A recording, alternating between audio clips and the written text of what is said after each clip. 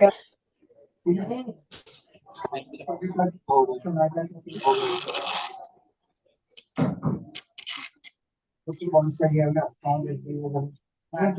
ready to begin now.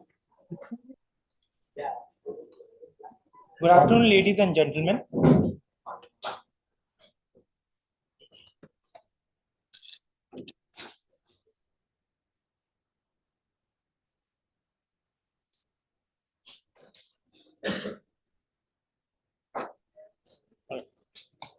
Good afternoon, ladies and gentlemen. Today we have the privilege of delving into the thrilling and exciting world of taxation. And to elucidate to us on this subject, we are graced by the presence of none other than Mr. Mukesh Bhutani, along with two of his associates from BMR Legal, Ms. Shreya Vadra and Ms. Lopamudra Mohapatra. Today's lecture is being organized by the Center for Comparative and International Taxation. The center is under the aegis of Jindal Global Law School, and the CCIT critically engages with contemporary fiscal issues and is a collective effort between faculty members and students of JGLS. We are involved in fostering discourse, debate, and discussion on matters of taxation, both domestic and international. We at CCIT would like to extend our warm welcome to Mr. Bhutani and two of his associates from BMR Legal, Ms. Shreya Vadra and Ms. Lopamudra Mahapatra. We are glad to have their presence today. Our panel also consists of Ms. Kriti Chawla, who is the director at CCIT. Before we begin with the seminar today, I'd like to talk about Mr. Bhutani and a small list of his achievements. Even though we can't name all of them right now, I'll try to do my best to put forward a justified summarization of the same. Mr. Bhutani is the founder and managing partner of BMR Legal Advocates, a law firm specializing in the areas of corporate international tax, transfer pricing, and indirect tax, with expertise in litigation services, controversy management, and strategic transaction advisory and tax policy. With specialization in domestic corporate international tax and transfer pricing, Mr. Bhutani has over 3 decades of experience in advising multinationals and Indian conglomerates on a wide range of matters relating to FDI policy, business reorganization, cross-border tax structuring, tax controversy, and regulatory policy. He is an acknowledged expert in the area of international tax policy, controversy, and advocacy, and has assisted several senior counsels and has to his credit several landmark judicial pronouncements and depositions before expert committees. He has been deposed as an expert witness on contentious cross-border tax treaties and transfer pricing matters in foreign jurisdictions. His most recent authorship includes Transfer Pricing, The Indian Landscape, 2 decades on, Taxpayer Rights, Deciphering the Indian Charter, and co-editing the General Anti-Avoidance Rules, The Final Tax Frontier. Today, Mr. Bhutani shall dive into the question of why tax is an exciting vertical for lawyers and in relation to the Vodafone case study. Tax law is ever evolving, and lawyers in the field of taxation are consistently challenged to navigate this complex field of regulatory and assist their clients in complex fiscal responsibilities. The Vodafone case is a showcase of the evolving nature of tax law, and Mr. Bhutani shall guide us through why it poses an interesting challenge for lawyers in the coming future. Thus, without further ado, I invite Mr. Bhutani to graciously begin the lecture now. Thank you.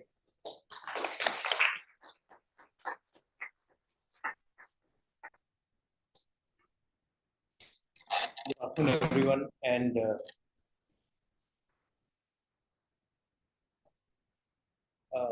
thank you very much for inviting me, Kriti, Divyasha, Sana, dear colleagues and friends, and more importantly, I continue to be associated with them in some shape and in some form. In the introduction, there was a mention about taxpayer rights. That's not authored by me. I just edited it. The contributors are actually here. And it was a joint project with Jindal Law School and CCIT. I have a rather unusual task today to talk about a topic why tax is exciting for lawyers. For those of you who don't know, I started my career as a chartered accountant. I was qualified lawyer, but I enrolled at the bar at the age of 45. And my wife told me it's a serious midlife crisis you're going through. Besides the fact that my partners always felt that that was wrong decision.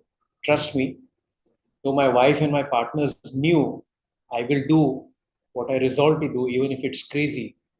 If I had not done that, I would have been either running a restaurant or only playing golf.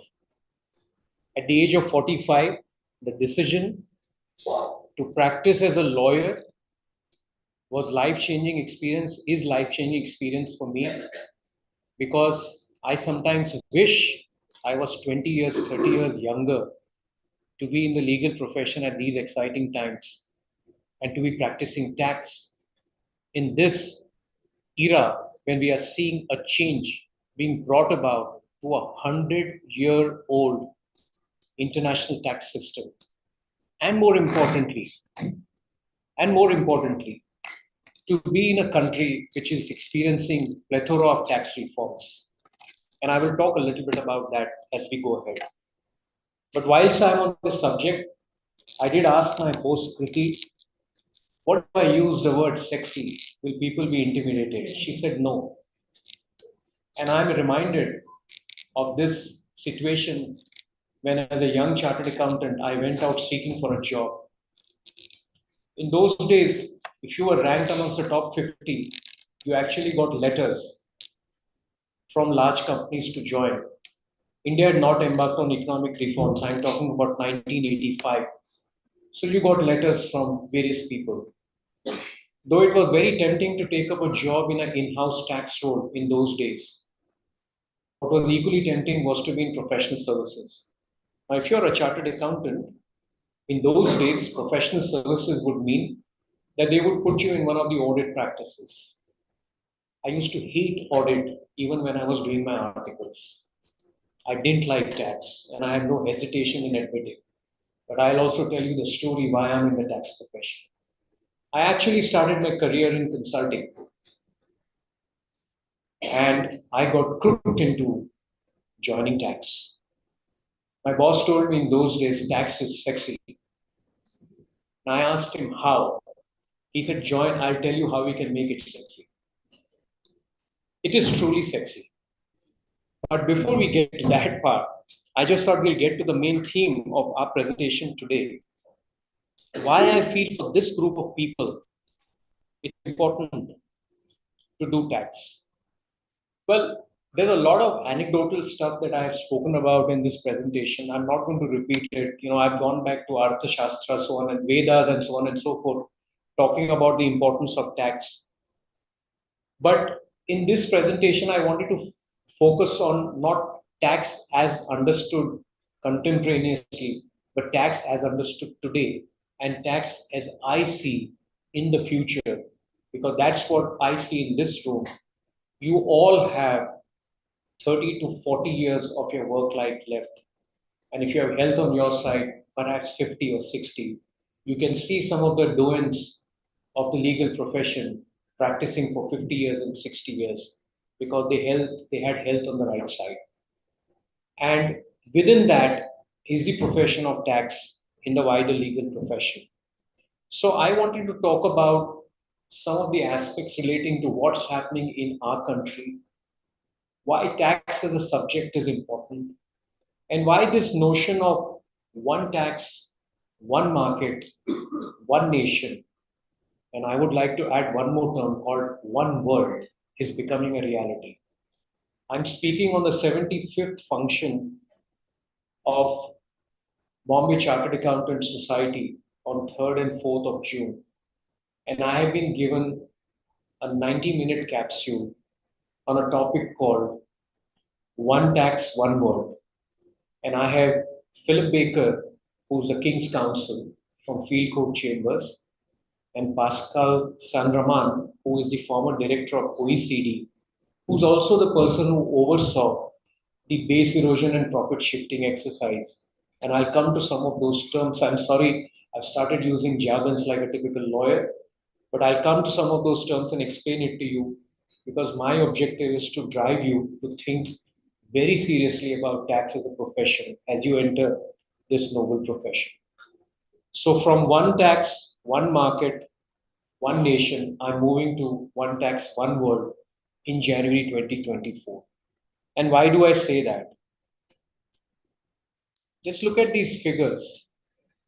Uh, these figures are just indicative of not just the importance of tax to the economy, but I relate these figures to my parents' time, which is when India became independent and India became a republic and we adopted the constitution.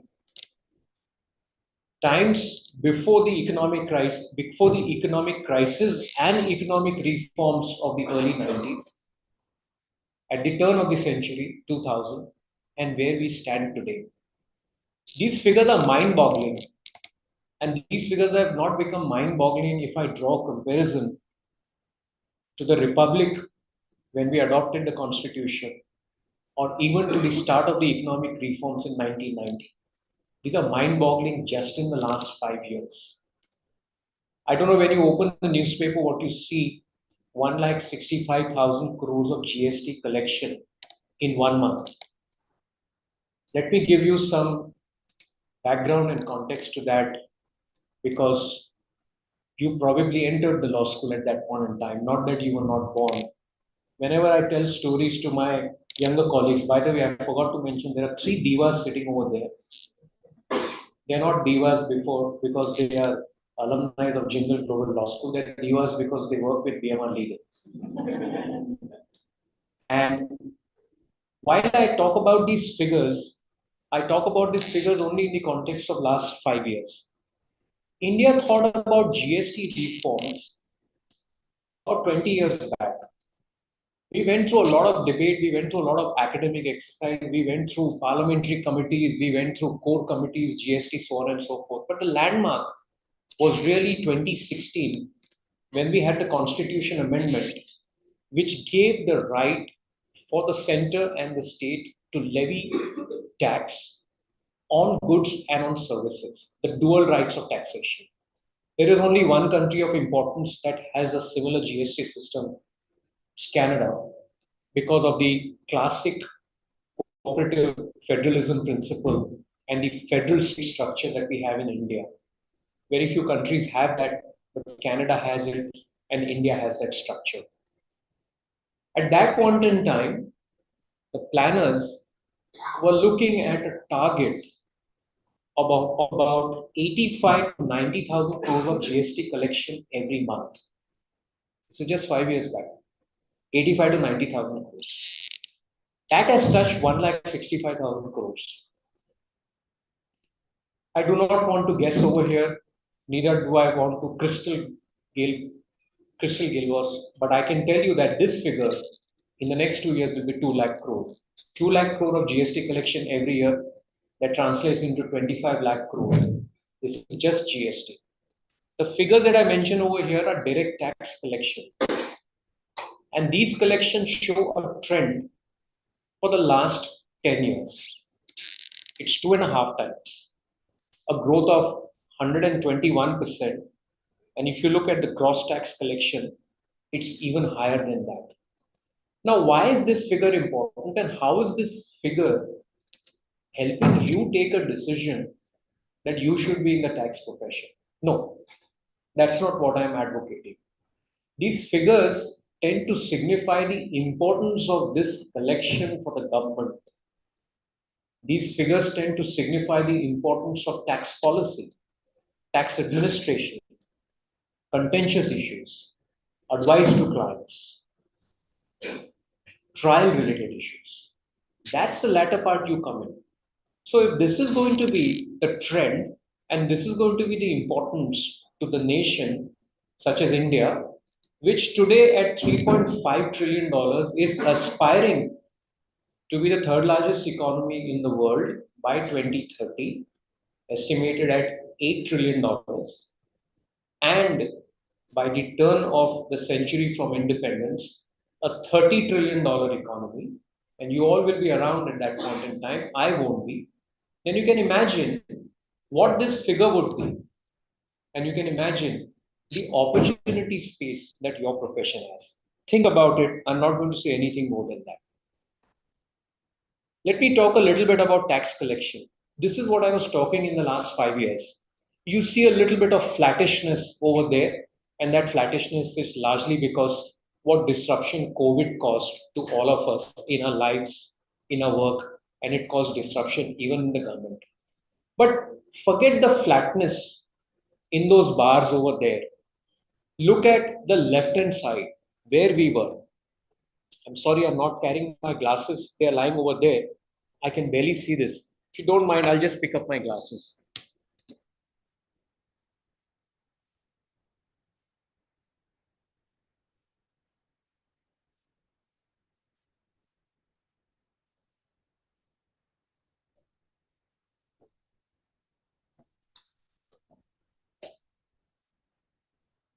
Look at these figures where we were in 2000 and look at the bars where we are in 2021.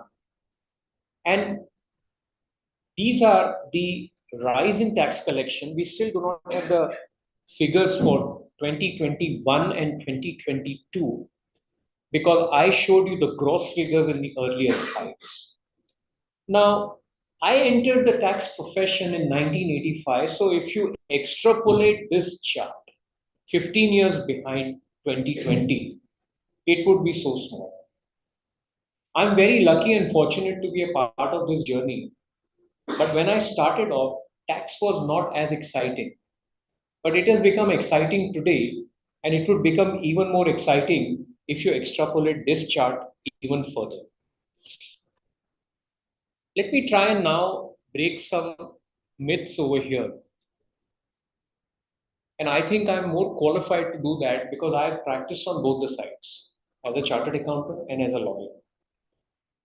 My son, who's qualified in India and in the UK, and he has a barristership in the UK as well, he works in one of the leading law firms. He doesn't do tax. He tells me, Papa, tax is meant for accountants. Now, if that's a myth in my house, I'm not surprised that that's a myth which could be even in your minds as well. Because I'm a father, I tell him, you're wrong, son. Why do I say that? I say that because it, for a major part of my career, tax indeed was a forte of chartered accountants. However, the tax profession has evolved. The tax profession needs deeper skills for advocacy. The tax profession needs deeper skills for representation beyond the tribunal, in the high courts and in the Supreme Court. The tax profession needs more of interpretations in the areas of law of evidence, in the areas of law of civil procedure code, criminal procedure code, contracts.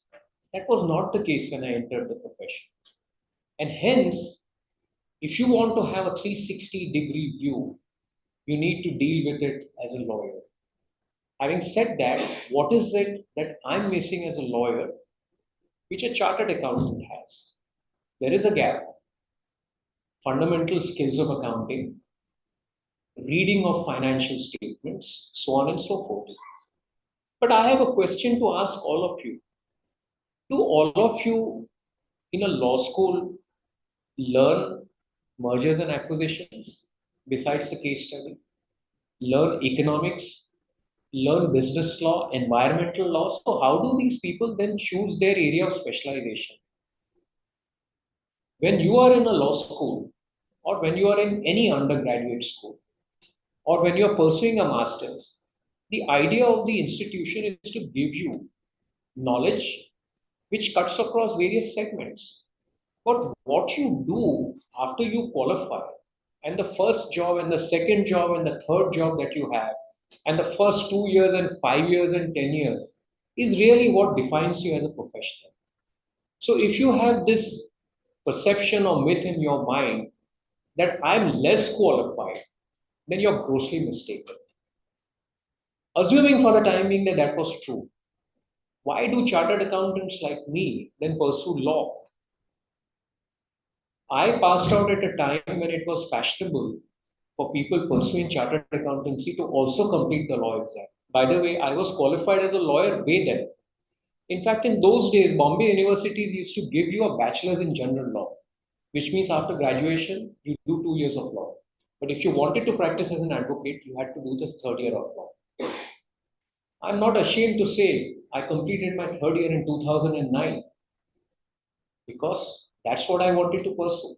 So please take it away from your mind that there is something noble about the CA profession which gives them a right to practice as a tax on the tax side, which lawyers don't have. I think, in my view, you are a complete tax professional if you have both the CA and the legal qualification. But if you don't have, that doesn't disentitle you in any manner, which is true, a chartered accountant not having legal qualification and vice versa. I personally feel that litigation has gone up. When I entered the tax profession, 85% of the disputes were settled at the commissioner appeals level. 85%. And this figure is not an exaggerated. Today, not even 5% is settled at the commissioner appeals level. More than 50% of the appeals go beyond the tribunal to the high courts and Supreme Court. So that's your opportunity gap. There is high degree of focus on technical skills. Gone are the days when tax was more viewed as a compliance function. It is still a compliance function. But lawyers don't do compliance function. You're not going to sit down and file tax returns, whether they are GST returns or income tax returns. You're going to review it from a legal standpoint. You're going to defend what is filed. You're going to do advocacy and policy if you feel that there are gaps in the law. Career in taxation is influenced by mathematics and accounting. Wrong. I used to hate mathematics and science in school. And in those days, in a convent, if you didn't do mathematics and science, you were bracketed as a duffer. And I mean it, right? But things have changed. The kind of opportunities that young students have today to pursue education is very, very wide. I'm not saying don't do mathematics. Please don't. I personally feel subjects such as mathematics and economics are core.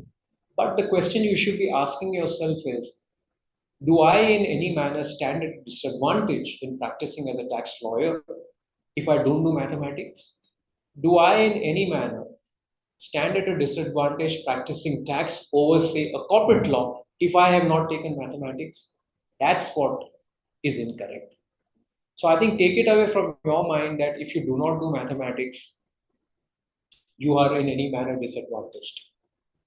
I think what is critical is knowledge of business laws to tax. And I'll come to that at a later stage. I was talking with my three divas when we were driving over here, the importance of business law. And I explained to them that the legal profession in India, the education of the legal profession in India, has two very important phases. One is the pre-national law school, the pre-symbiosis, the pre-ILS, the pre-Jindal law school era, and a post.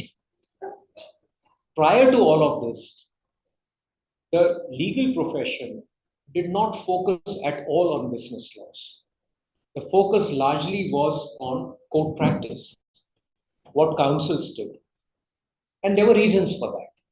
One important reason was India was not an open economy. Things have changed after India became an open economy, not just insofar as the flurry of regulations is concerned, but also the way they apply in a business context. When you say you're a lawyer, you say you are a business lawyer because you are giving a solution to a client on a business issue. ESG is a business issue. Unless you are doing human rights, everything possibly, in my view, is a business law issue, or you are an activist pursuing some legal issues altogether different. on constitutional matters. But other than that, I would imagine that 8 out of 10 lawyers will go on the business law side. So rather than saying mathematics and accounting, you should ask yourself a question: how good you are in business law? Do you have the finesse and do you have the inclination to understand the client's business, to apply your technical skills on those business? Because if you do not have that, then this could be an impediment. But I want to ask all the lawyers a question: how can you not study business law if you want to be a lawyer? The more stronger you are on the business law side, the more successful you would be as a tax lawyer. The tax profession has evolved in various ways, particularly in the past decade. Now, these are the changes I have seen in the tax profession in the last 10 years. Firstly, we all heard about the landmark cases propounded by the English courts and the Indian courts, uh, starting from Azadi Bachao Andolan, Meenakshi Silk Mills case, the McDowell case, so on and so forth. They dealt with a very nuanced issue. The debate was whether this is tax planning or whether it's tax evasion. When these cases were being decided, tax evasion, in between tax evasion and tax planning, came the concept of tax avoidance. Tax avoidance today, as a part of the public policy, is frowned upon by various nations. So whether you look at plethora of reforms that India has embarked upon, whether it's got to do with the Black Money Act, whether it's got to do with PMLA, whether it's got to do with economic offenders, whether it's got to do with Benami transactions, most of these regulations are administered by the tax department. So tax evasion is a crime, but tax avoidance is becoming a crime. The reason I wanted to get this debate to the fore is to demonstrate that tax, which was viewed as a civil law, is now not just quasi civil or quasi criminal, but becoming criminal law. If you look at the chapter in the Income Tax Act, there's a separate chapter in the Income Tax Act that deals with penalties and prosecution. The penalties and prosecution section 10, 15 years back was just 3 pages. Today, it is now 20 pages. I'm talking about the bare act. Why is that the case? That's the case because the public policy outlook of many countries, not just India, is to look at tax as a criminal offense, is to look at tax as a quasi-criminal offense. Of course, in very, very select situations. If you look at the entire base erosion and profit shifting exercise, which is led by the OECD, where the G20 have played an important role. What is that all about? Though the exercise started in 2013, the political signal to pursue that exercise was given none other than the then President of the United States, Barack Obama, when he came out with this famous quote called "Crack the Whip on Offshore Accounts." His comment immediately after the financial crisis of 2008, "Crack the Whip on the offshore accounts," led none other than Dr. Manmohan Singh, India's Prime Minister, to make a statement in the G20. And that made President Obama say that there ought to be a political mandate. Until the time the politicians stand up and look at base erosion and profit shifting, they wanted to use a milder term. They didn't want to use the harsher term like tax evasion. Until the time we look at this at a political level, we will never be able to address the menace. And there are so many studies. If you look at the background of OECD in the BEP study, trillions of dollars of leakages of government revenues are happening. Again, the debate is divided over there. Who is losing the maximum amount of revenues? And that's where the debate comes to the fore on developing versus developed economies, where developing economies such as India consider that they are losing out on more revenues. And that also is leading to an argument called jurisdiction for the markets to tax certain transactions which were otherwise not getting taxed. And that's how the digital tax debate has evolved.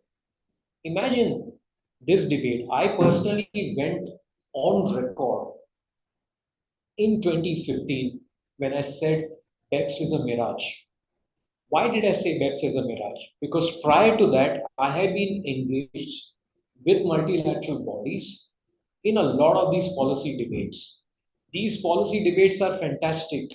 You have the best brains in the world coming together, debating tax policy, what they should do, what is good for the world, green taxes, so on and so forth. But when they go back to their country, tax is a sovereign subject. We will have tax policies which are within the four corners of our constitution. We will have tax policies which fit into our public policy stance. That has changed. That has changed dramatically in the last 5 years. I have not been able to, despite being an international tax enthusiast, I'm just not able to keep up to speed with the changes that are occurring. Pillar one, pillar two pillar solution, inclusive framework. I mean, you name it. There are something like 100 acronyms that have evolved just in the area of international tax. If you want to be a part of that action, look at that part of the tax very, very seriously. But anyway, so I just moved away from tax evasion being considered as a criminal offense to tax avoidance and what's happening in the international space. I also want to tell you that as I see the future of tax, it is going to change even more dramatically. How many people know that in Italy there is a concept of tax police? So there is a police for law and order, like all of us have, and there is a tax police. If you look into the functionality of some of our uh, departments of revenue, whether it is DGGI, this is the Director General of GST investigation, or income tax investigation, they virtually have powers of a police, don't they? This makes the tax profession even more exciting because what was viewed as a civil offense is now being viewed very, very differently today and will be viewed even more differently in the future. Tax avoidance, as I had mentioned, now has become an integral part of the public policy. I see that in country tax avoidance schemes, cross border tax avoidance schemes are going to lead the future, and that is where lawyers are needed the most. Concepts such as tax inspectors without borders, tax inspectors without borders is a concept. India is a part of these initiatives, is going to evolve more. I need not say more than add that India championed the cause of information exchanges. It piloted the philosophy of automatic exchange of information clause within the OECD, and India has now the distinction of having signed maximum amount of tax information exchange agreements. All of these agreements are just not on paper.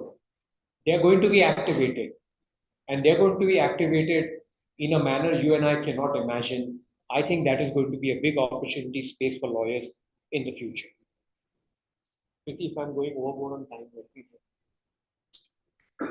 The evolution of tax profession, just going back a little bit, traditional understanding I discussed was more of a compliance function. Recent trends have suggested prosecution and arrest powers are all pervasive. I don't know how many people looked at the income tax working paper, which was going to lead to a new income tax law in 2003. In 2003, the penalties and prosecution section of the income tax law, which was subjected to procedure under the Civil Procedure Code, was attempted to be overridden to give the tax authorities powers for pursuing prosecutions against taxpayers.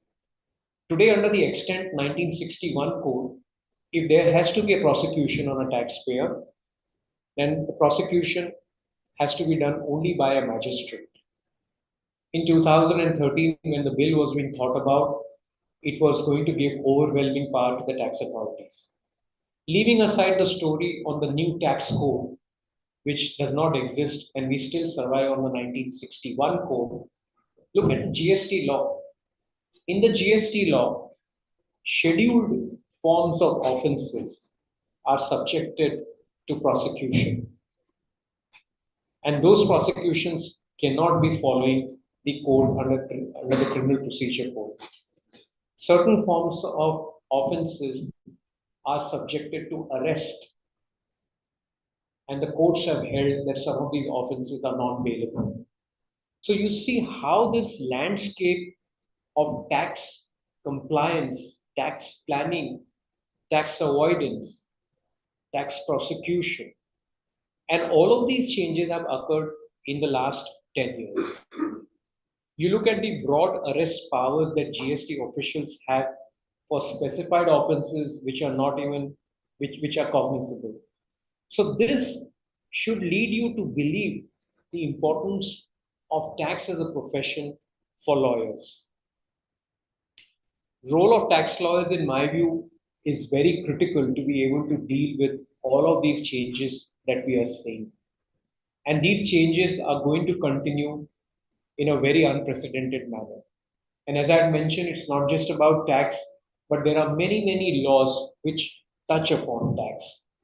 The Benami transactions and and the economic offenses, certain forms of economic offenses are notable examples. I now want to turn into tax laws and laws that are peripheral to tax and laws where tax lawyers play a very important role. And I've just, on a sample basis, just put down some of the laws. Let's look at customs regulation. Customs is very much a part of the tax regulation. Customs cuts across trade laws. You need to have, if you want to be a credible tax lawyer practicing in the area of customs, internationally it's called customs and trade laws, where you need to have knowledge of not just your domestic legislation, but also international regulations by World Customs Organization and also policy related issues. You also need to be an expert in bilateral trade laws because bilateral trade laws are inextricably linked to trade laws which are linked to the custom regulation. I need not say more on the investment laws. Most of them are international laws.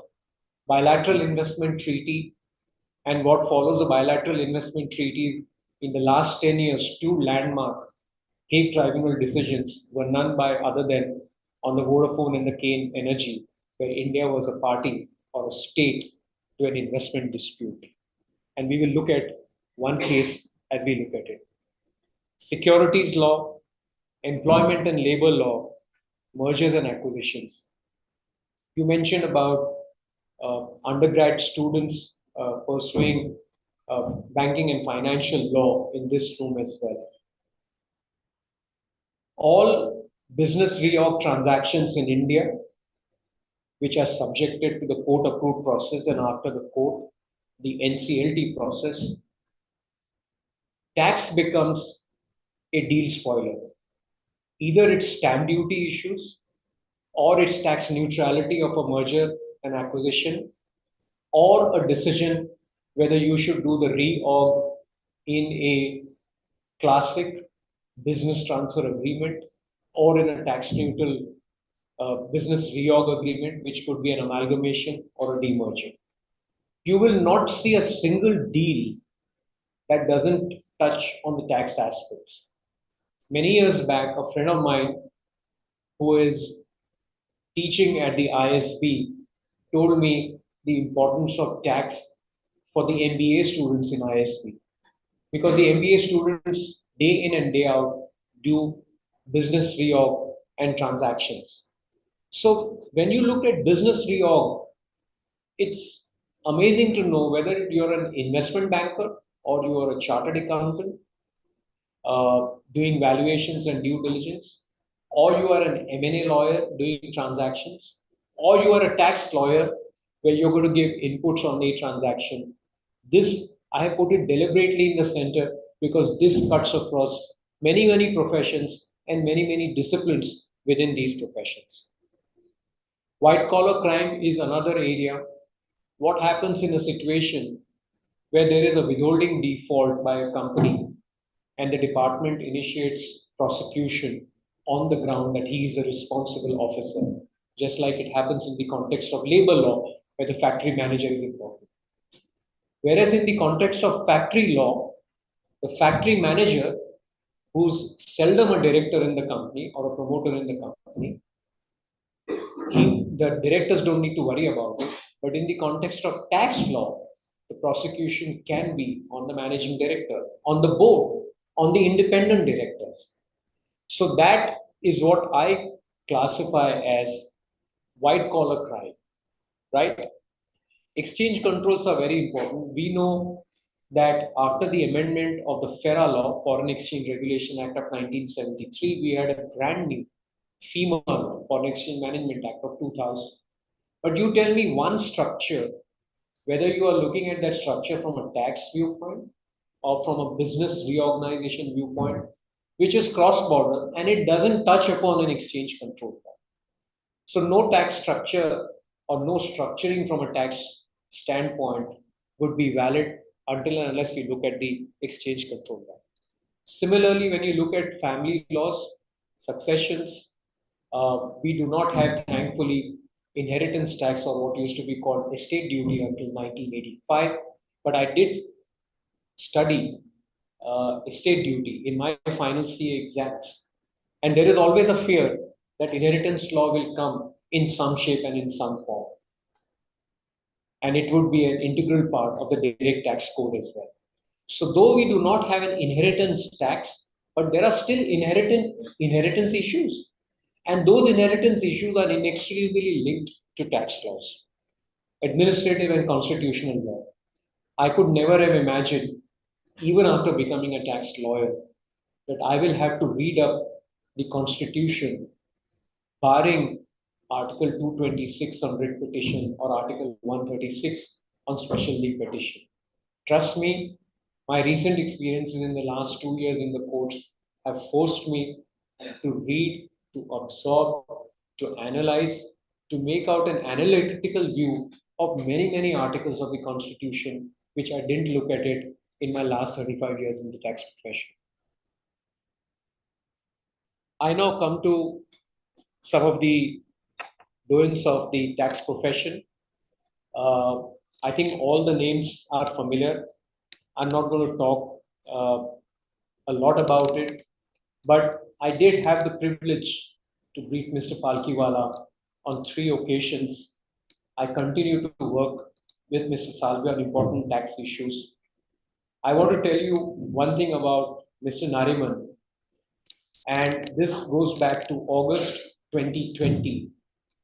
We had a batch of cases in the Supreme Court. It was before the Chief Justice, Justice Kapadia, and it was dealing with a very nuanced issue.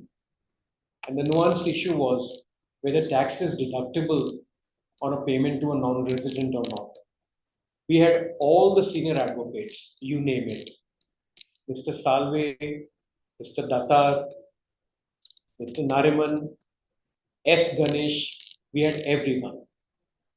These arguments were going on for last 4 days, and it was the last day of the argument, which was set out to be Wednesday or Thursday. In the morning, so I was briefing Mr. Datar and Mr. Nariman because it was a batch of cases. In the morning, Mr. Salve's junior stood up and said, Mr. Salve is finishing the arguments on Vodafone in Mumbai. He'll be given permission to come and complete the arguments tomorrow. The chief agreed to that. And then Mr. Nariman started, this is senior Nariman, Pali. He completed his arguments. We went out for lunch. And at lunch, Mr. Nariman tells me, son, be careful after lunch. Because my plan was to stand up and say that Mr. Datar is leading us on this case and he also be given permission to conclude his arguments tomorrow. That plan did not work because when the matter was called out after lunch, I stood up and mentioned that to the Chief Justice. He said, Mr. Bhutani, I don't think you heard me what I said in the morning. This issue of addressing the court tomorrow has been given only to Mr. Salve. Am I clear now? I was in the legal profession for only 3 months. I had enrolled just 3 months back, and I started that. He gave me 1 hour 45 minutes till the court ended in 4:30. And when I came out of the court, virtually sweating, Mr. Nariman said, "This was your first lesson because I wanted you to get out of this fear. There is no difference when you stand up as an advocate, whether you're arguing before a tribunal, which you do regularly, or you're before the Chief Justice's court." So that's an unforgettable experience I had. I continue to work with Mr. Datar, Mr. Sorabji.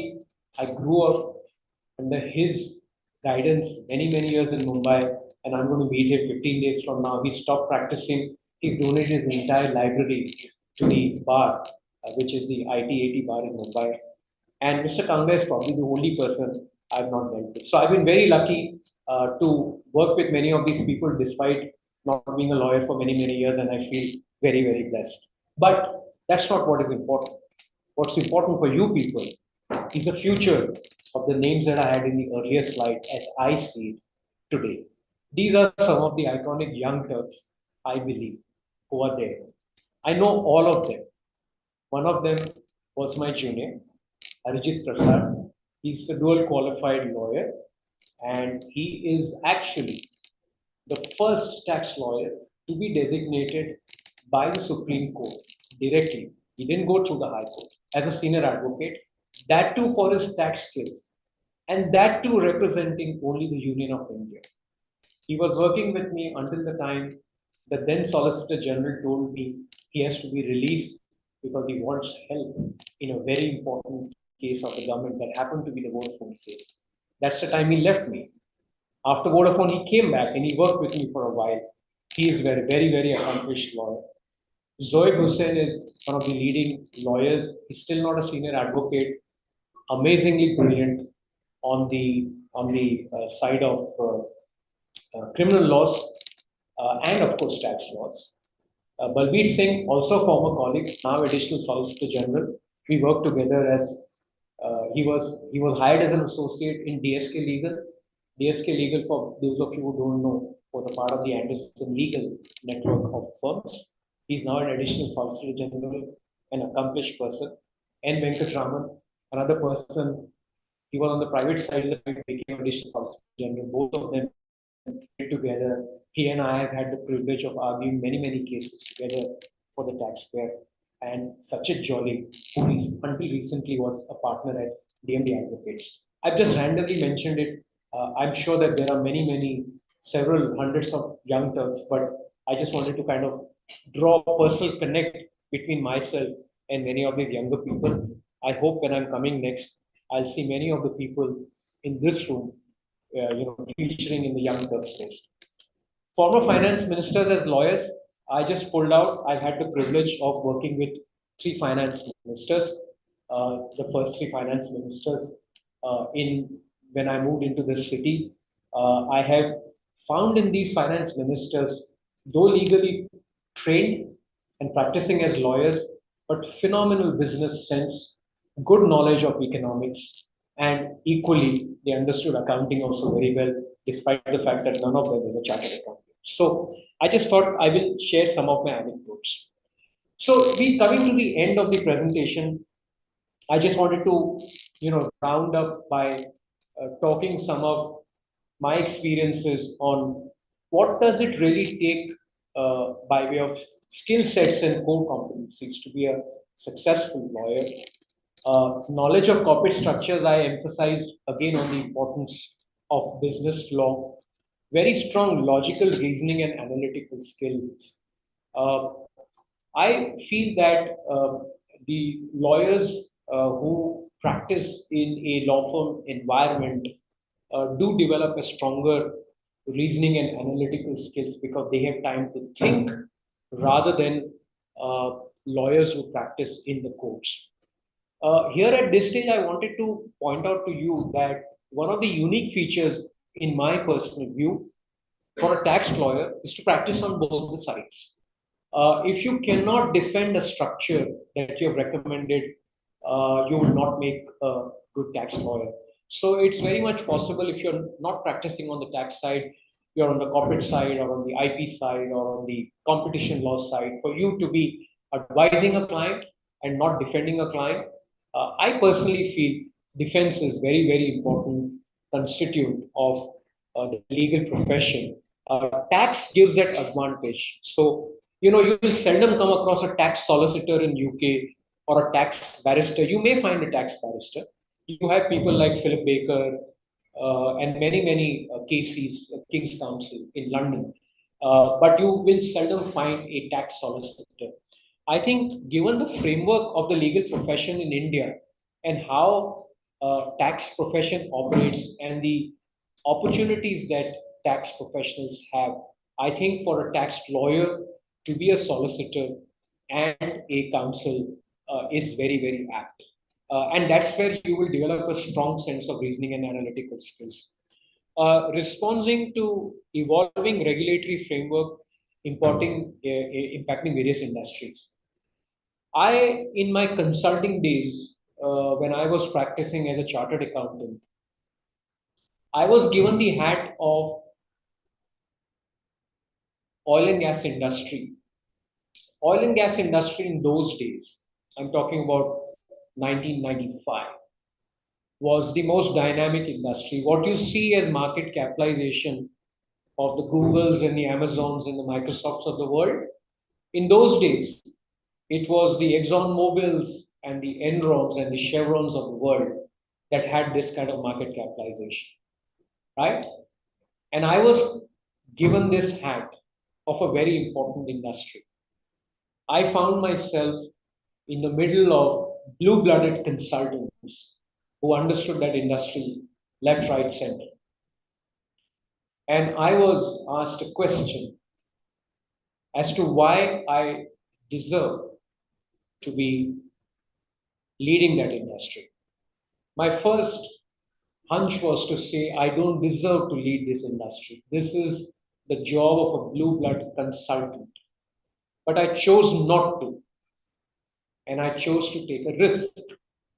And that risk was to identify one issue within the Income Tax Act to justify me being a leader of the oil and gas industry. And that issue was that in the Income Tax Act, and very few people looked at it at that point in time in 1995, there's a subtle difference between an oil exploration production company and an oil field services company. The former being Section 42, the latter being Section 44BZ. Sorry, I don't intend to become more technical. And solely on that, they said I qualify. Later on, I carried that forward, and the biggest high that I had in my role as an oil and gas industry was when I participated under the aegis of Dr. Vijay Kelkar, who was subsequently the finance secretary, but then the petroleum and natural gas secretary, to help him draft the petroleum code. So why am I giving you this example? This example is not unique to me because subsequently many tax lawyers made their careers solely on industry expertise, telecom, media, entertainment, oil and gas, energy, technology, now artificial intelligence, digital tax. The reason I'm giving you this example is that lawyers are far more equipped to look at these business laws, understand the business nuances, decipher the issues that separate these industries from others, and then apply those skills in the context of tax law. Understanding of financial statements requires common sense. The reporting requirements today under the Companies Act, SEBI loader, are all about regulations. I used to get paranoid when I used to deal with my colleagues in the accounting profession on valuations. I felt valuations is not the cup of tea. It's been 5 years We have 6 valuation methodologies in the income tax rules. I find it difficult to even keep tab with them. 10 UA, 10 UB, 11 UA, 11 UB. And if you read those rules, I can tell you every comma, every word, every term, every clause will become a subject matter of interpretation in the future. Working knowledge of economic theory is very important. It's important not just for lawyers, it's important for MBAs, important for accountants. How many people look? I deliberately use the word economic theory and not economics. I was giving this example to my colleagues. When you look at the budget document, what do the lawyers look at it? There are 7 documents in a finance bill. The lawyers look at finance bill. Chartered accountants look at explanatory memorandums because it's easier for them to read. Look at the other 5 documents. You will understand economic theory. What is there in it? A statement on fiscal responsibility and budget management act. It's an act of the parliament of 2004 where states and center have to align themselves on a fiscal responsibility. What are the other documents? Expenditure statement. It's all about outlays, so on and so forth. So that's the economic theory part of it. So don't restrict yourself, push yourself, and get into understanding the economic theory. Many people ask, why the legal profession is lucrative. Well, there are many reasons for that. Lucrativeness doesn't necessarily mean it's all about money. You will make money in the tax profession, but I think specialization is what is an attribute I would put as the first. I think tax lawyers have far more lucrative careers today than what they had a decade ago. I think there is high demand for tax lawyers and there is amazing global mobility because of the internationalization that is happening. Do you know that the BEPS initiative, by the time the implementation gets over, and which could be 5 years, it could be 10 years, it is going to rewrite 100-year-old international tax law, which came in when the League of Nations came in before the OECD. Can you imagine if Indian lawyers embrace those skills, what would be their mobility? Ask this question to yourself. I also feel it's rewarding and more importantly, as I had explained earlier, in the context of business law, it is truly multidisciplinary. My vision for future of tax in India, I had the privilege to be invited for the first Niti Aayog meeting by Honorable Prime Minister, and I presented Vision 2025. It was my mistake. I should have presented Vision 2050. By the way, this was in 2015, so I presented a Vision 2025. Many of those assumptions that I made to be able to appease the Prime Minister were not as accurate. They turned out to be even better. Whether that was my projection on tax collections, or whether that was my projection on compliances or digitization. The nation has traveled much ahead of the vision that was presented by me in 2015 in terms of digitalization, in terms of tax collection, in terms of plethora of reforms, bringing down the tax rates on manufacturing, the kind of tax buoyancy that has been achieved, GST, which looked like a very difficult political compromise, but then the leaders in those days understood the importance of GST and went ahead with major compromises to bring the states on board for the constitution amendment. I also feel that the legacy of retrospective laws in India have, to a larger extent, left an undeniable mark and learnings for lawyers as well. And I'm sure as we look at some of these issues, we will realize that all of these have been good learnings that the tax profession has been able to embrace. I think that the future of tax will be predicated on 3 pillars of transparency, technology, and focus on policy. Transparency because digitalization that we are experiencing today and faceless is just one part of it. GST network is just one part of it. You will see more digitalization of the court, the processes in the courts, the way lawyers, the way younger lawyers will present their case is, in my view, going to reform the whole system, not just from a technology point of view, but also from a transparency point of view. Tax policy will become more and more participative. Stakeholder consultation will be much more democratic process driven. We saw an example of that in the GAR law. My treatise on GAR is not my treatise. I brought together 50 leading experts of the world. My first idea with my co author was to author a book. But then we realized in 6 months' time, this subject is too wide to author. So we put together world's leading 50 authors and then decided to edit the book. And we decided to edit the book because we realized that GAR as a tax policy, which took 5 years to evolve from the time it was thought of by way of a Finance Bill 2012 to the time it was implemented on 1st April 2017, has just taken some important baby steps, and we will see that in the future. When I got an invitation last week from the British Law Review from none other than Judith Friedman, she is considered as a mother of GAR in the UK. I couldn't say no to her. I said I will pen some thoughts on this law. So I see a great future for some of these tax policy moves that we are likely to see.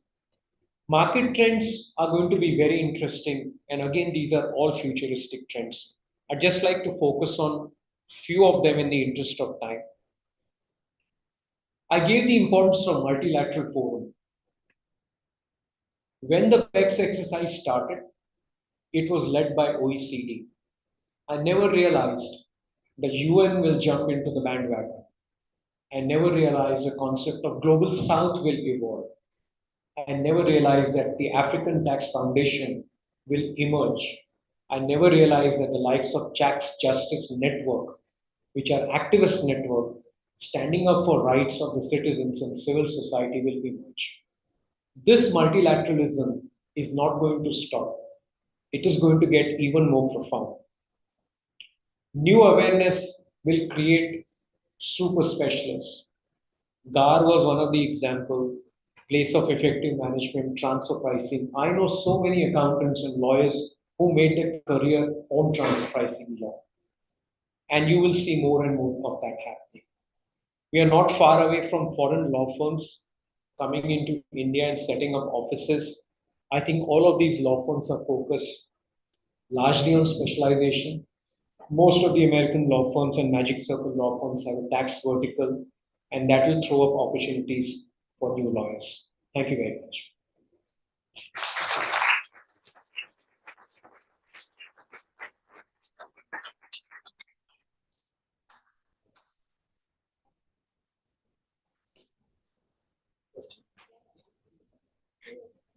So we have the Vodafone case study, but in order to break the monotony, we can take some questions.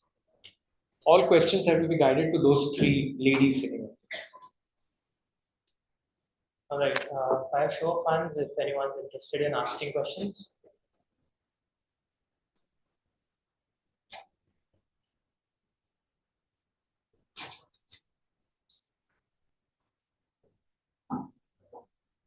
Hi. Tax is a concept, and the way we understand it is deeply complicated and complex.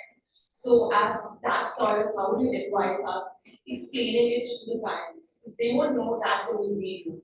So, what would be your approach?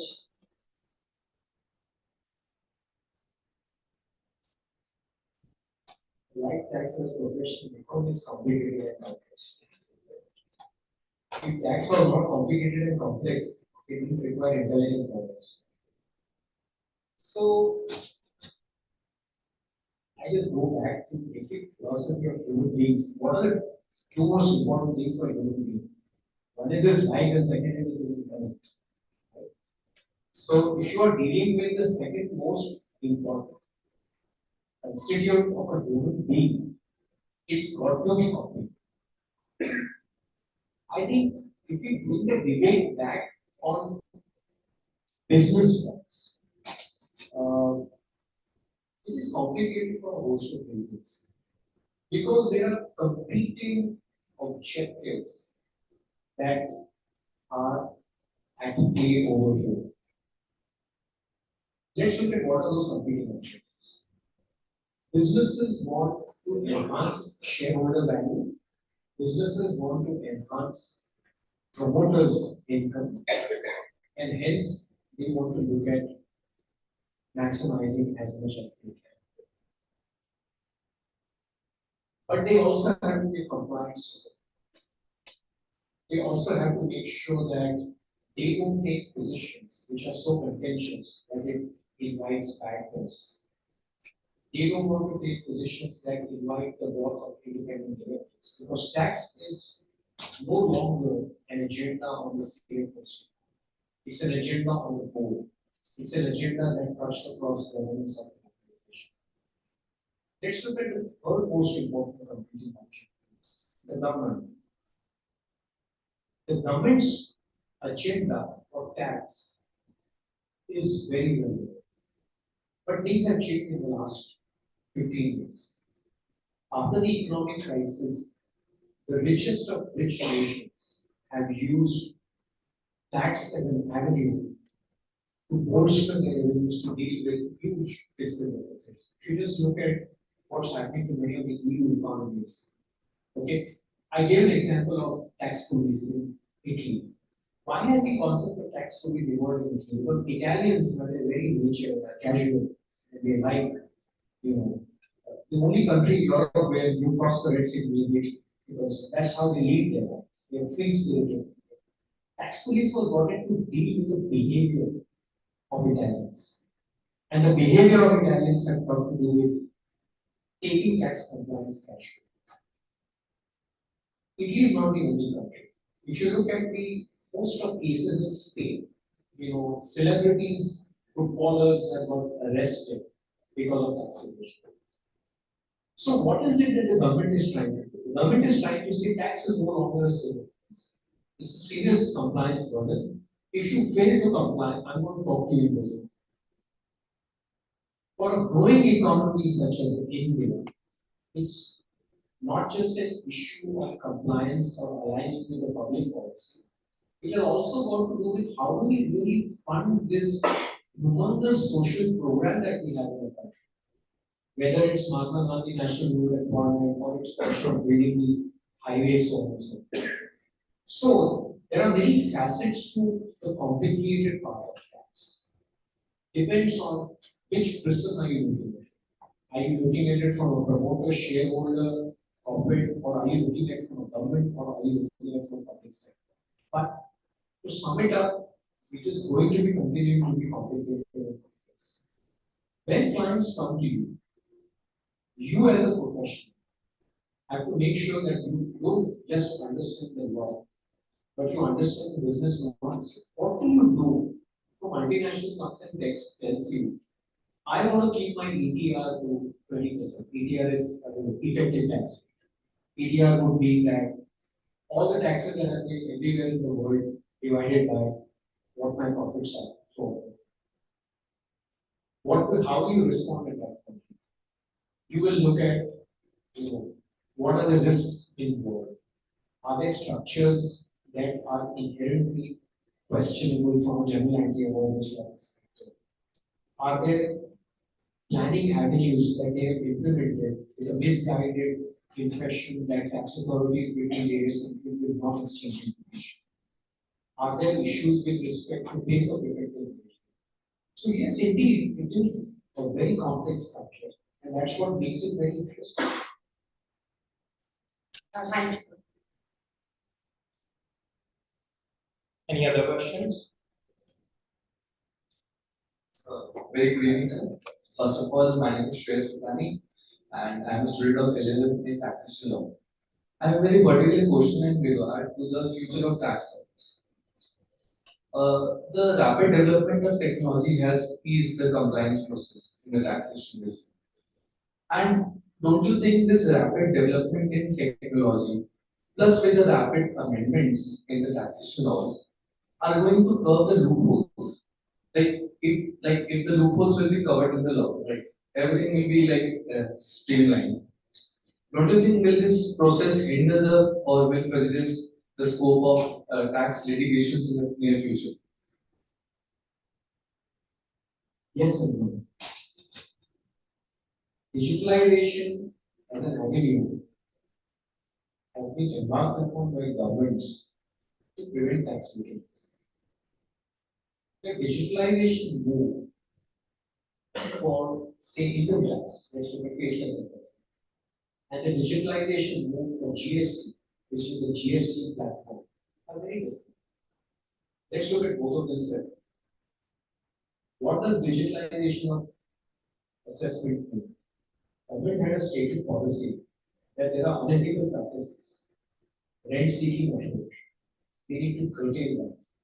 We need to make sure that taxpayers are not harassed, and we are going to use faceless assessment. Of course, we have some, you know, roadblocks and insofar as the smooth implementation is concerned.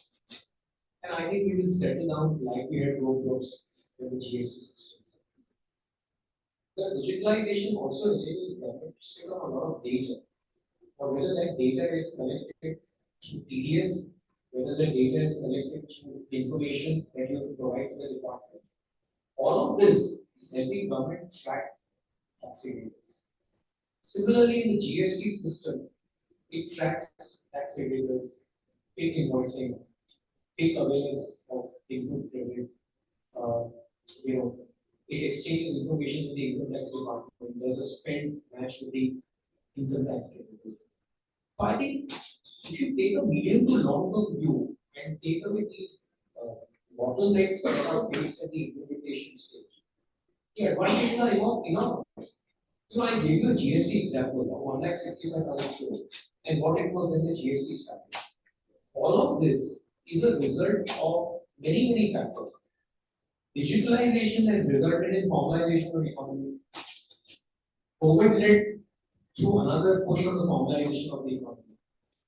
Now, to your point, will that reduce litigation? Yes and no. Litigation will be much more sensitive. If you look at the taxpayer rights, the duties that we have, I had given examples of many examples where taxpayers have gone to the court because the pensioner has not got a refund. Today, I got an SMS message. My wife's tax return for March 2023, she got a refund today. Now, why is that happening? Because of digitalization. What was happening 10, 20 years back? Adjustments were completed, refunds were not coming in, people were going to the courts. So that kind of litigation was there. I call that as a petty litigation. Today, the litigation will be on issues of substance. So I don't think that the digitalization in any manner is aimed to curb litigation, but it is aimed to curb litigation of a nature which was unnecessary litigation. Okay. Now, digitalization can also result in different form of litigation. For example, in one of the best action plans, it's called Action Point 13. That's called country by country reporting. In a country by country reporting, multinationals which had turnover of about 750 billion euros have to file, master file, and they have to file their, they have to make compliance at the headquarters level and country level. Now, this is going to join the dots in terms of multinationals disclosures at the headquarter level and at the country. So there could be litigation arising out of that. So I think that litigation has different connotation in today's era than what it had in the yesterdays. But I don't think that the quantum of litigation, as you have new laws, litigation will increase. Because the law has to settle down on the interpretations.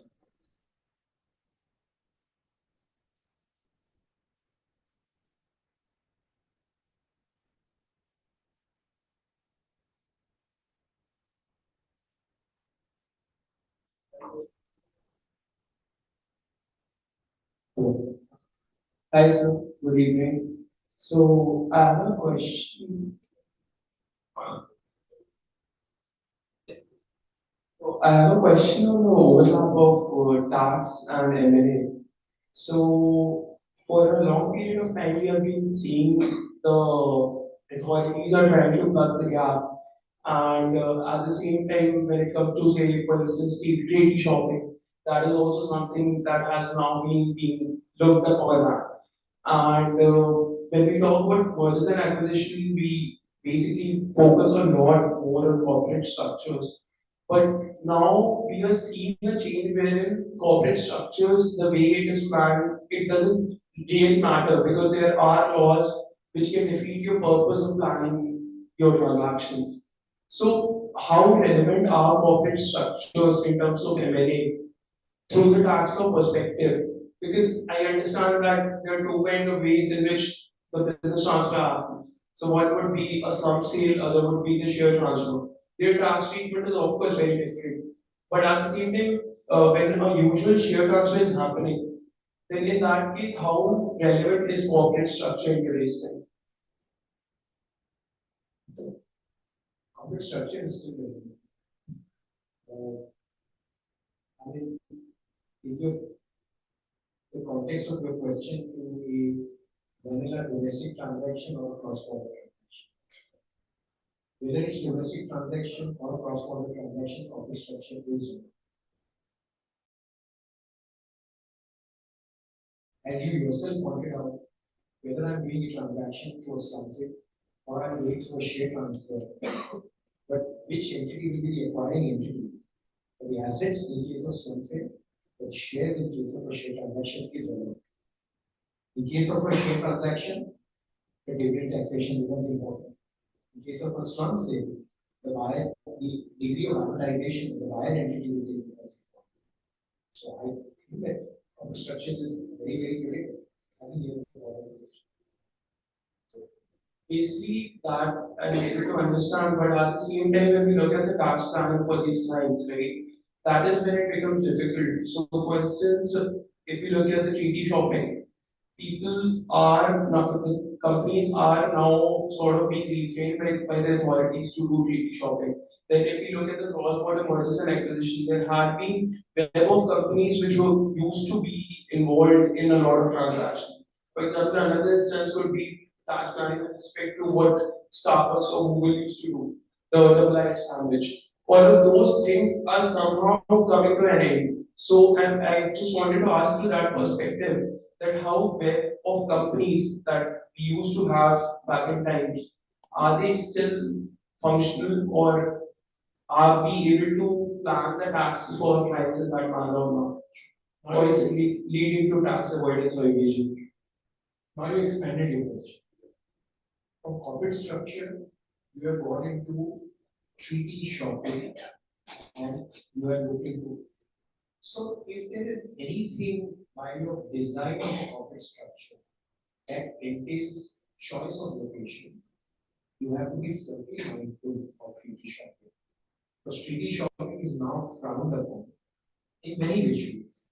Under the domestic law, an application of general anti-money law, under the treaty law, application of principal purpose test, which is now, as you know, the minimum standard under action point 7. And then there are specific treaty provisions that frown upon the structure, whether it's the conduit test, or whether it is the financing company structure, or whether it is the viewpoint or the double Dutch sandwich.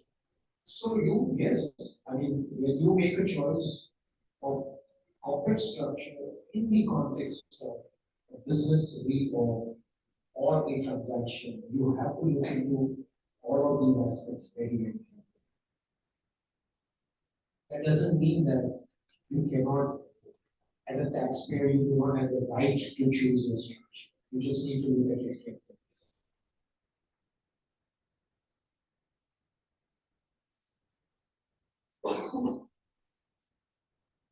Hi, sir. How are you? So this might come off as a rather broad rather stupid question. But what I generally wanted to know with the expertise that you had over the years is the fact how does domestic practice how is domestic practice different than the international tax practice, in the sense that would you say that as young lawyers or as specialists in the industry, we should be sticking to one specific field, or should we sort of take an experience of all that there is to offer within tax and then choose something that might be better in the future? Like how do you say the scope is for each? It's a very good question. See, you touched upon a very interesting question because I've had the fortune of serving for 20 years of my career in a big four firm. And I used to always hear this comment from many of my friends and colleagues who felt that I got into international tax because I got a job in international tax. That's not correct at all. What is international tax? You're still practicing under the domestic law. You see, when you look at tax treaties, you apply a tax treaty to the context of domestic law. Where does the empowerment of treaty come? Article 253. So, where does the respect for international law come? In the Constitution of India.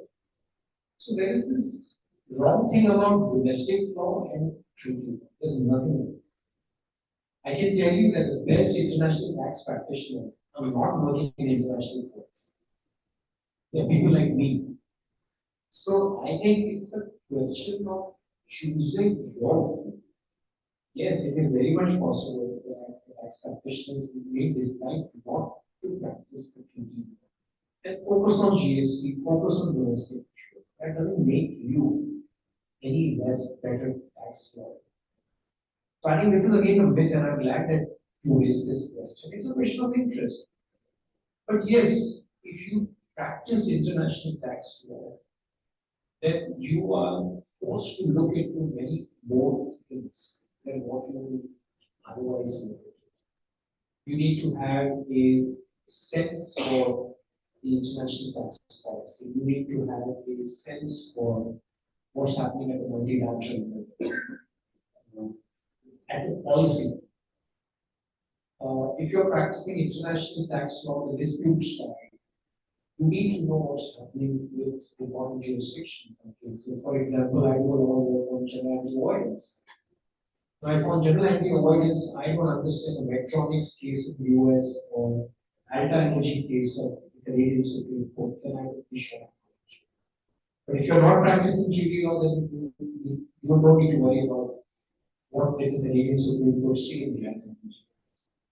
So, I think it depends on which side of law you want to practice, but I don't agree that if you're practicing only on domestic law, you are any less, any better or less. I know a lot of my friends who practice only on the indirect tax side. I know that they had to transition when they got into GST because they were primarily focusing helping clients with the state related. I know a lot of my friends coming from Maharashtra, Rajasthan, Karnataka, who did only state VAT. Before 2003, they were state sales taxes. And they practiced only customs and excise at the federal level. But they had to transition. That's an expertise.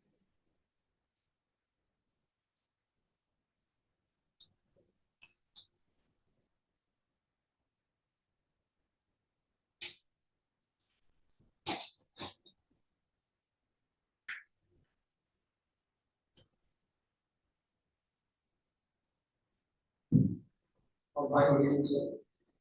So I was reading a paper that you wrote recently with PMR legal and pretty set of policy on tax carve-outs under the parts.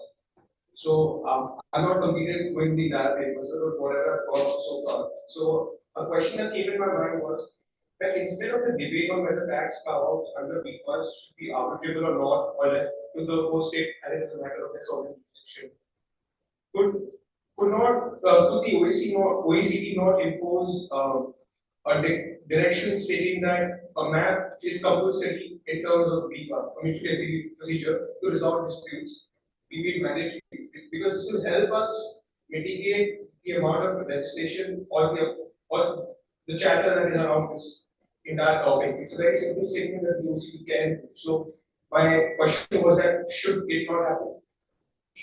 Should it not happen? Should the OECD not take such a direction? OECD is not very multilateral for tax treaties. Today, there are three models of tax treaties. One is the OECD model, second is the Euro model, third is the US model. Any country that signs treaty with the United States, first thing they do is this model. And there is a unique feature of that model. Like there is no tax paying for, I won't get into this one tax paying. The OECD and the UN model are different. But what eventually it is a negotiated treaty could be America. So if you look at almost 100 network of 100 treaties that India has, there is no trend whether we follow the OECD or the UN. It's not clear. So first part of the question is very different. I don't think OECD can come out with a diktat to govern bilateral investment. So that's not really the realm of this. Bilateral investment treaty by its very nature needs to have to come together to negotiate a treaty. Where both of them are saying that this is how we are going to protect our investors. And both of them are saying that this is how we are going to protect the territoriality of us. The debate on tax cover in a bilateral investment treaty and the project that we did with legal investment was an outcome of not the key and lower court, was an outcome of India terminating its bilateral treaties before the came and Vodafone came about. Where we were saying that mere termination of a treaty merely by putting out a tax cover is not protecting. You can still have an investor pursuing a tax state under the bilateral investment treaty.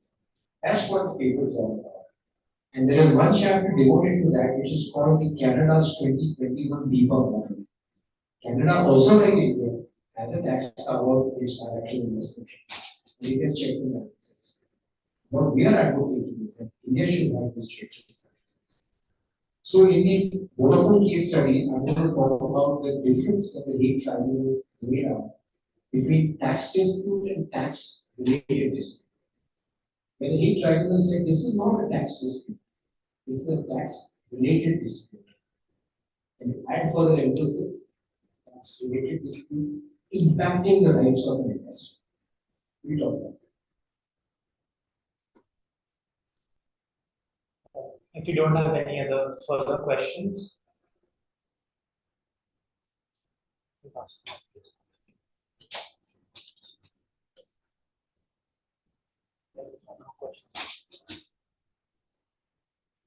Good evening, sir. In the starting of this lecture, you said that being a CA is not a prerequisite to being a good tax lawyer. But as many accomplished tax lawyers yourself and many others in your firm as well are both CA plus lawyers. So how do we see it? And as a law student, how to go ahead? I was expecting this question. You know, many of the names that I mentioned who are escalation, Aristotle. Actually, Mr. Dada is not a chartered accountant, he's actually a cost accountant. I didn't know that from this. None of them practice as chartered.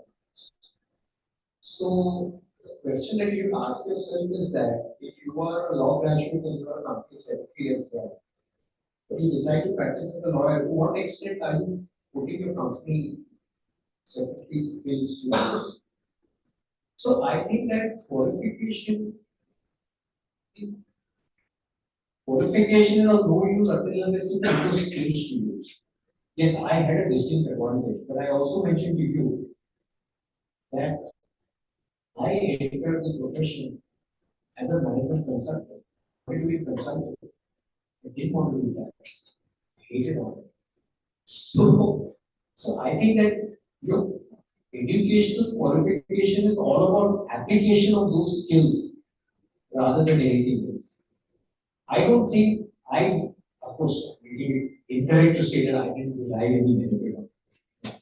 It gave me just phenomenal understanding of how businesses think, how a transaction happens. Uh, but I'm not a, you know, I think I have so much of knowledge in analyzing the financial statements which financial analysts have. And the question is, do I need to be a, yeah, please go ahead. It's not just like qualification which I'm talking about, but like your training as a CA, you being a CA would have helped a lot in No your doubt, career, right? no doubt about that. No doubt about it. So, a lot of my colleagues, my peers, my seniors in the profession always told me that the leverage that you have is incredible because you practice on that side. And actually, I had two advantages because my accounting profession was divided into two parts. One in a big four, and second in my entrepreneurial organization, which I co-founded with my other partners.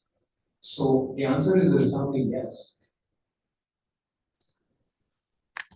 I think we can now move on to the code of conduct study.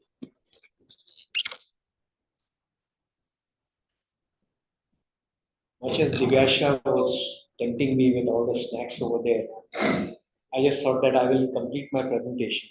So I'm going to take not more than 15-20 minutes to talk about the case that has attracted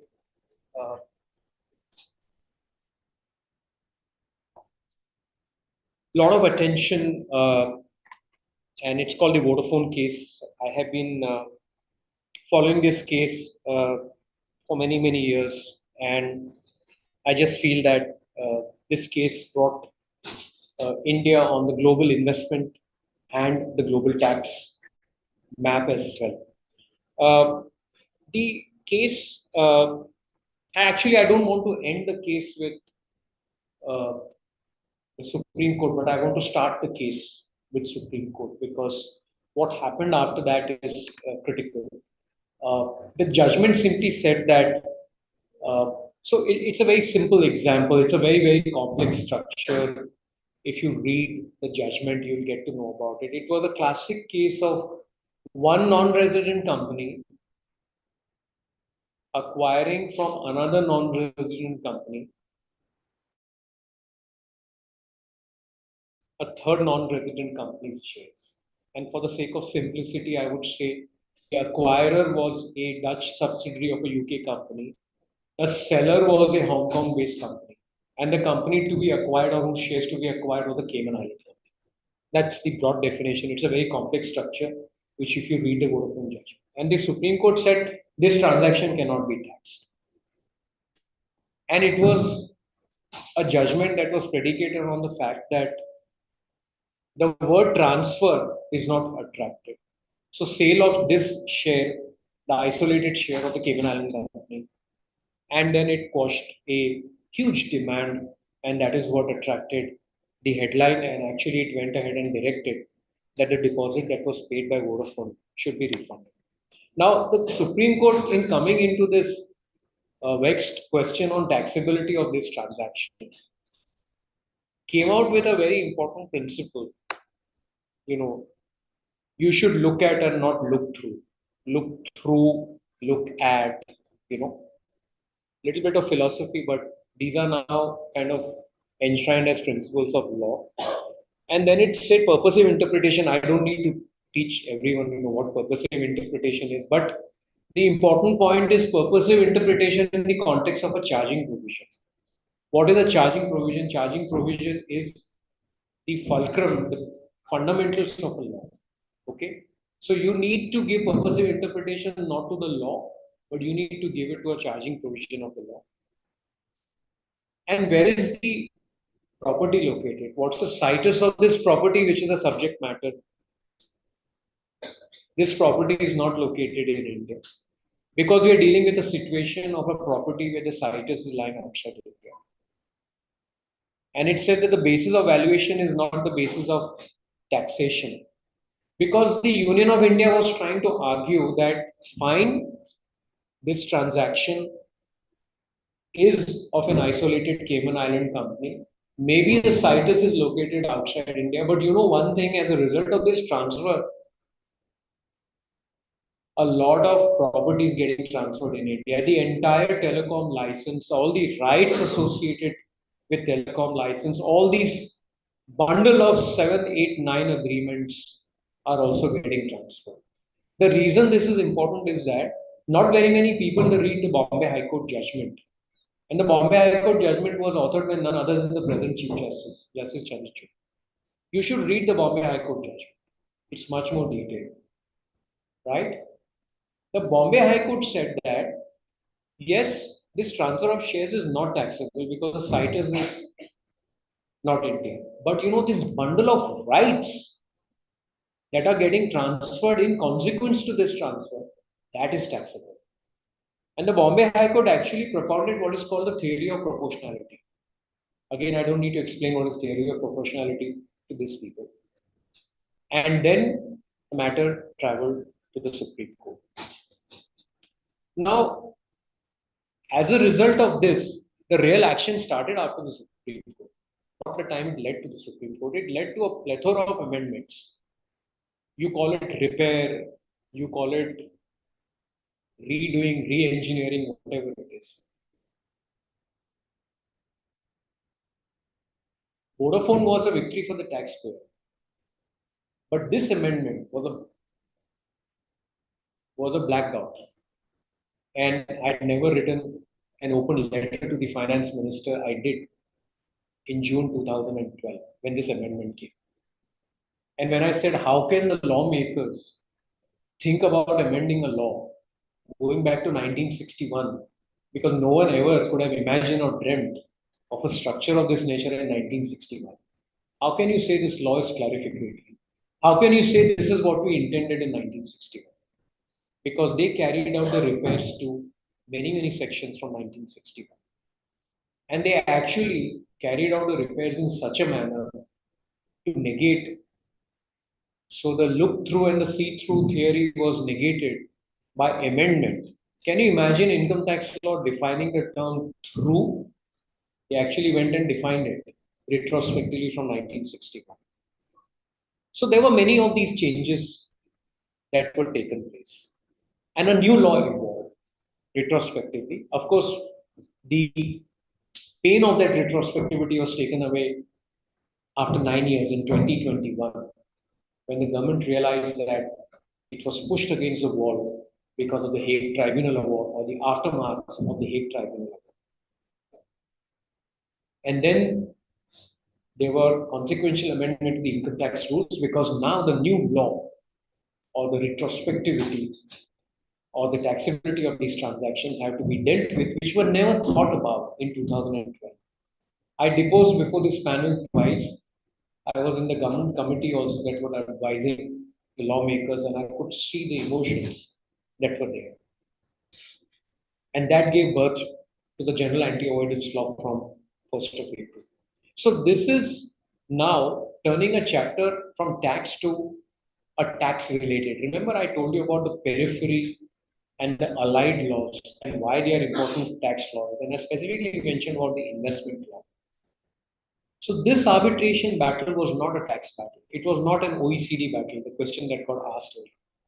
It was a battle under India, Netherlands bilateral investment treaty for Vodafone and India, UK bilateral investment treaty for Kane. The only difference between the Kane and the Vodafone case was that the Kane case, the proceedings were started by the Income Tax Department after the 2012 amendment for a transaction that predated 2012. In the Vodafone case, the Supreme Court gave a verdict. And both the awards came one after the other. Vodafone award is not public. Neither are the contents known. The Kane award is also not public, but Kane chose to release that award. And if you Google it, you'll find the Kane award. So 2012 April, immediately after the amendment, Vodafone invoked the arbitration clause under India-Netherlands Treaty. It issued a notice of arbitration. In September 2020, the Hague Tribunal awarded an award in favor of Vodafone. Though we do not have the Vodafone award, we will look at some of the interesting elements of the Kane award. In between, in February 2014, India took a position that it disputes the jurisdiction of the Hague Tribunal because the issue is mainly concerning taxation, the question that you asked me. And in January 27, the Vodafone Group, after the April 24 award, initiated the arbitration challenging the retrospective amendment. Now, in any investment treaty, there is a clause called fair and equitable clause, or it's called the FET standards. It is on this standard that the Hague Tribunal took a view and some of the important principles. I had circulated a pre-read 22 pages of this 500-page award. Please read through that because that will give you a flavor for what the Hague Tribunal said. It said that customary law would mean customary international law, investors should be treated in a fair manner, and anything that's short of that fair treatment will throw the onus back on the state. And Vodafone's claim was that my FET standards, which is broad and widely accepted standards of good faith, the good faith principle, if you remember, Article 26 of the Vienna Convention, and due process and non-discrimination and proportionality come into effect. That was really the key arguments that Vodafone's lawyers advanced in the Hague Tribunal. And it then concluded that there is a breach of the FET standard because investors have legitimate expectations. And then the Hague Tribunal went ahead and gave an expansive meaning to what is legitimate expectations. It said that an expectation or legitimate expectations vis-a-vis the state means an obligation to ensure stability of the legal framework at the time of making investment and not treating the investors arbitrary and acting in a transparent way. It further said that it guarantees a stable legal framework to investors. So the FET standards, if it is broken up, comprises of these standards. These standards are not written, by the way, in the FET clauses of the bilateral investment treaty. When we came out with a research paper on tax carve-outs on bilateral investment treaty, we actually researched, and actually the credit for that goes to someone who's an alumni of this college, Akshara Rao. She went into researching the outcome of bilateral investment treaty awards that were given in the context of tax. And my first question to Akshara was, where are these awards? She said it is equally split between favor of taxpayers and favor of the state. But we picked up from those awards important principles that have guided the international arbitral tribunals to give an award in the context of tax claim. And these were the terms that consistently appeared in all the awards.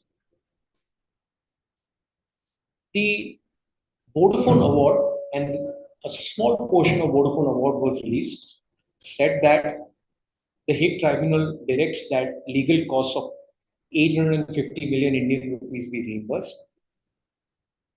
It held that India's conduct to impose the tax liability under retrospective law, despite the Supreme Court's judgment, breaches the FET standards, and failure to comply will attract international responsibility, and India is directed to reimburse. Now, though this award was not made public, the award for the Kane was made public. And there, I think important principles were laid down, and we are assuming that everything that the Hague Tribunal, the same tribunal, said in the context of Vodafone, also said the same thing in the context of Kane, because they were all surrounding the retrospective amendment. In my view, the Hague Award has very wide implications for any emerging market and India who have bilateral investment treaties. One, it reinforces the importance of investors thrusting tax claims through the bilateral investment treaty. Because merely having a tax carve out is not enough. The investors do have a right under the international law.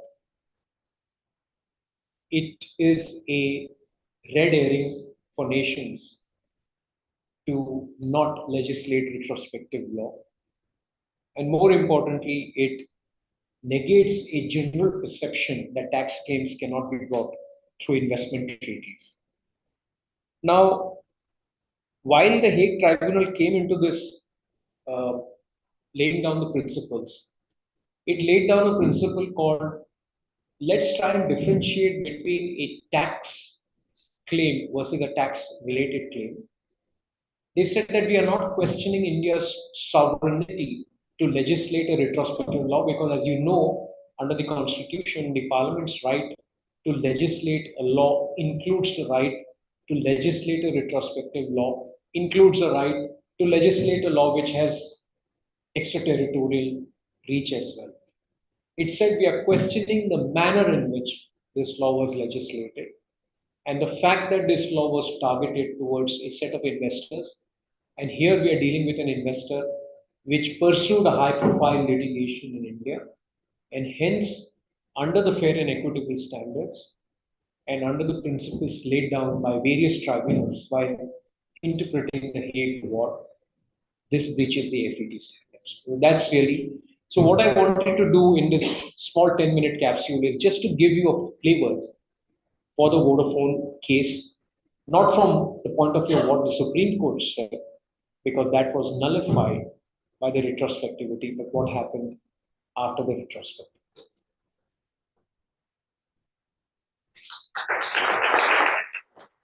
Thank you so much for that. Are there any questions for? You pass the mic, please.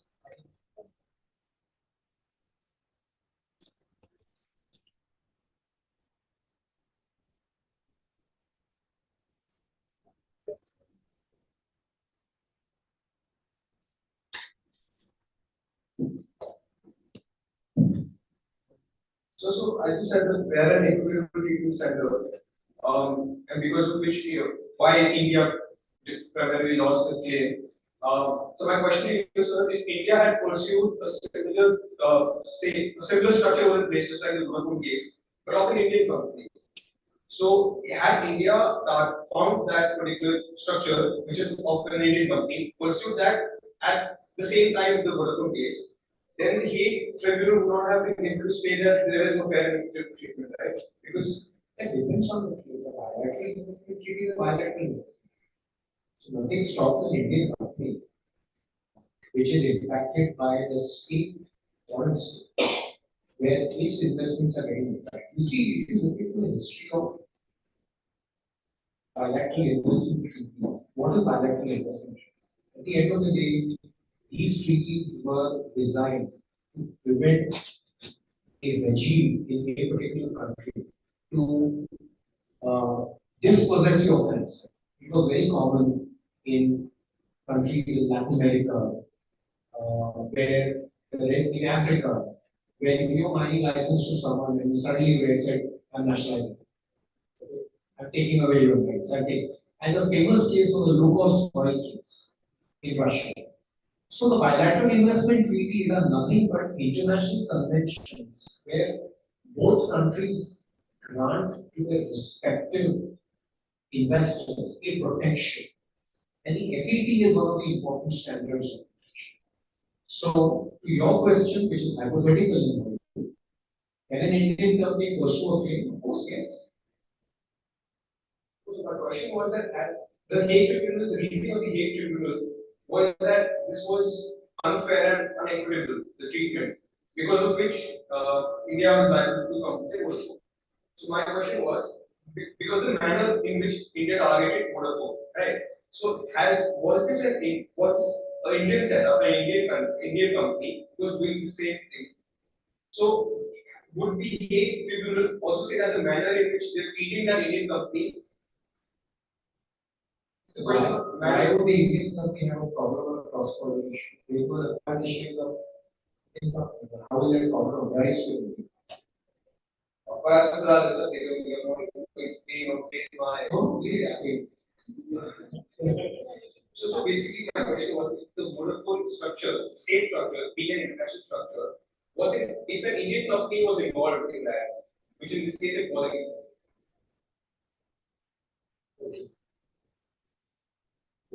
Yeah, so if that same manner is the manner in which they applied the Vodafone, the tax method to the Vodafone case, if the manner in which they apply that same thing for Indian scenario, would the Hague Tribunal also suggest that this is unfair or unacceptable? But how will the Hague Tribunal do that? Because Hague Tribunal cannot, an Indian company cannot, approach the Hague Tribunal for its rights. The rights are given to the investor of that country. So Indian company cannot approach the Hague Tribunal to enforce its rights in India. Only a Dutch investor can do.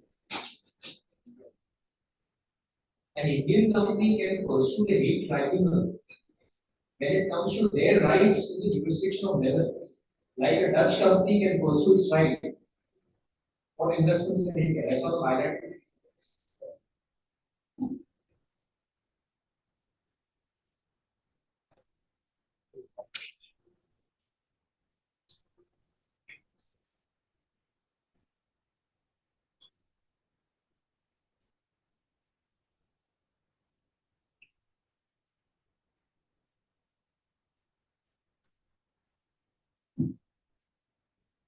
Hi, good evening. So just taking us back to the whole bundle of rights being taxable as a concept, do you think every change in control as a defined term, being effectuated across the world through cross-border M&As, should be taxable in India? And in such a case, like how we've seen with Vodafone, how Vodafone chose to just exit the Indian market in its entirety, do you think the tax laws are now a deterrent to investors uh, as a result of these amendments and how we are choosing to look at taxation? I won't say tax laws are a deterrent because this whole debate called the OIT debate now, offshore indirect transfer, is no longer a debate that can be India. As the Vodafone case, actually before even the Vodafone case, the Chinese were the first one to pick up this issue. But the Chinese did a smarter thing by coming out with an administrative circular in South. But after Vodafone, many countries in Latin America, even Asia have this. There is a joint study by IMF, OECD, World Bank on OITs. How do you deal with OITs? There is a position India has taken within the United Nations. India wants to push for a new chapter within the UN framework to deal with it. So I don't think it is any longer an India issue. Yes, you're correct that to the extent there is a transfer taking place at an offshore level and it triggers of a liability in India, the law is onerous to that extent. But the law also has safeguards. For example, foreign institutional investors were exempted. So if there is a change in the FIP's standards, it will not impact OIT in India because as you know, under this capital markets regulations and FPI cannot hold more than 10% equity into an Indian investor. Similarly, if there is a offshore reorganization and that offshore reorganization is exempt in the parent country, it fulfills all the conditions laid down in a tax neutral reorganization in India, those are also accepted. And last but not the least, the change in the ownership has to be of significant, about 50%. But yes, if you do not fall in any of the exclusion categories, you have no option but to comply. I think we're done with the questions. So with this, I think we close the guest lecture for today. It has been a pleasure listening from Mr. Bhutani and providing his insightful thoughts to us. I would like to thank Mr. Bhutani for sharing his valuable thoughts and imparting knowledge to us. It has been a pleasure to hear from him. We look forward to more lectures from you, sir. Can we have a round of applause for the insightful?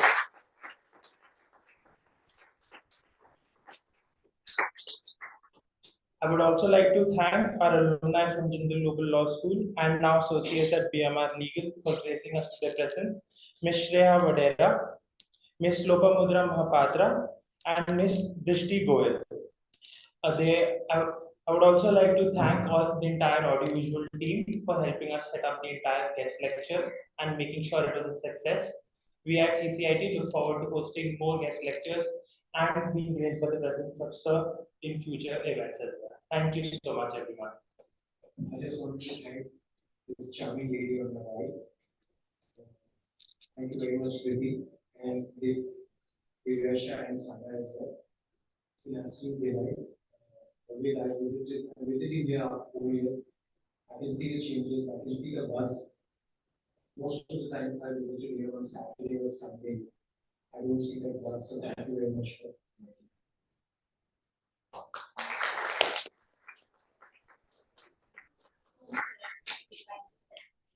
Thanks a lot. Thank you, guys. Thanks a lot. Thank you so much, everyone, for being here, for being such a nice audience today. Thanks a lot.